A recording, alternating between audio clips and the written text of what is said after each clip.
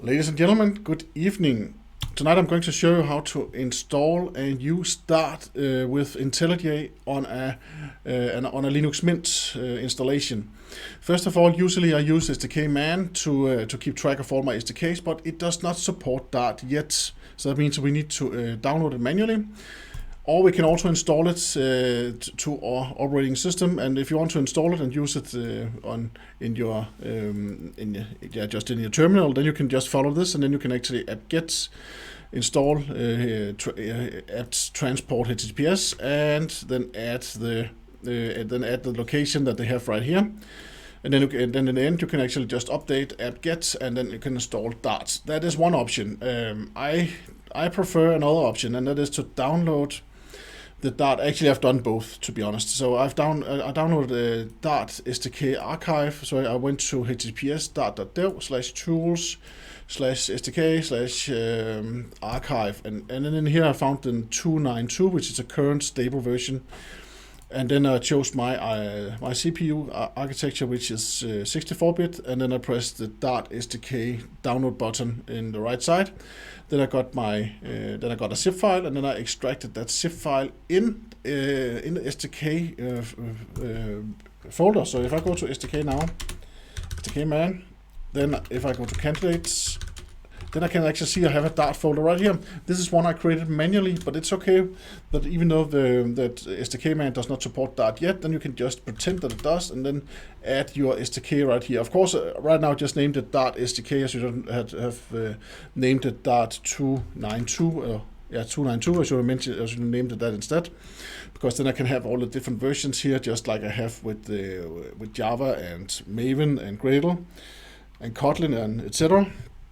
And then after I did that, then I had the SDK, and I was happy because then I could go to Intellij, and then I could start up a new Dart project. No, I could not do that because I didn't have the plugin to begin with. So first of all, I went to plugins, then I searched for Dart like this, and then I pressed Marketplace, and then Dart came up, and then I pressed Install right there. Another plugin I also installed right away was the Flutter plugin right here, because if I want to create a Flutter application later on, then I can easily do that now. So, and then after that, then I pressed OK, and then restart the application, and then I could press File, New, Projects, and then I had the option to choose a Dart application right here.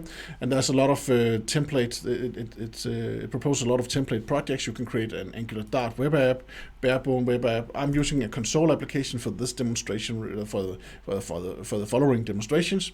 So then you just choose console application if you want to do the same thing as I am. Then I press next, and I also had to choose the Dart SDK actually up right here. So Dart SDK path. Here I had to go and point to the SDK man folder, candidates, Dart SDK right here, and you can actually see that Intellij found out that this version is 292 without any help. And of course I can point to the location by pressing the 3 dots right there.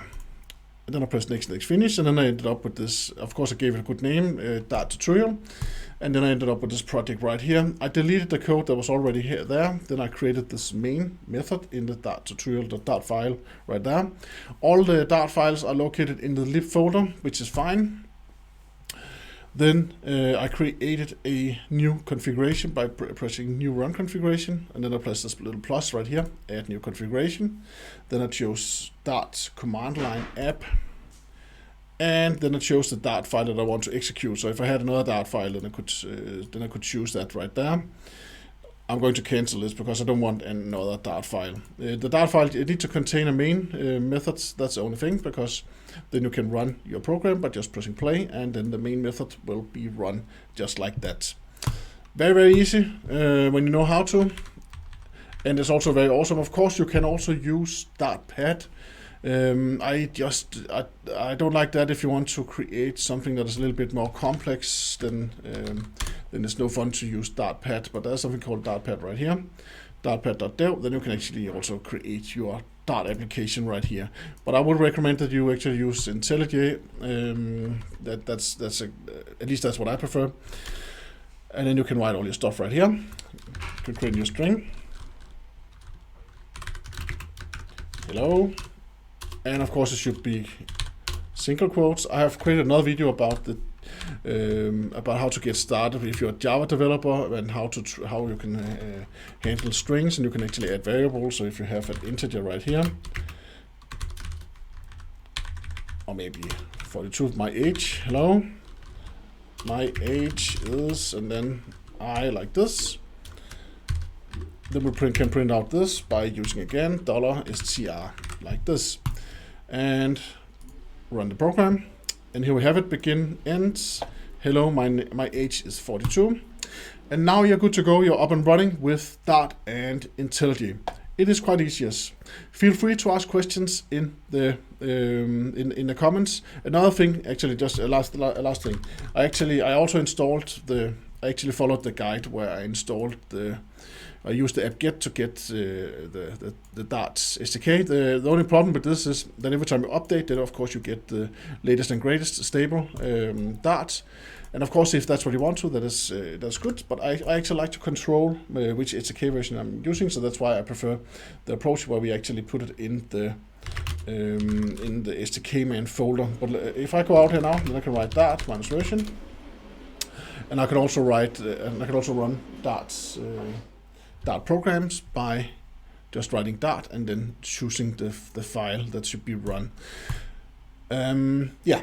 So, but thank you very much for watching. Have a great evening, and hope to see you again soon. Bye bye.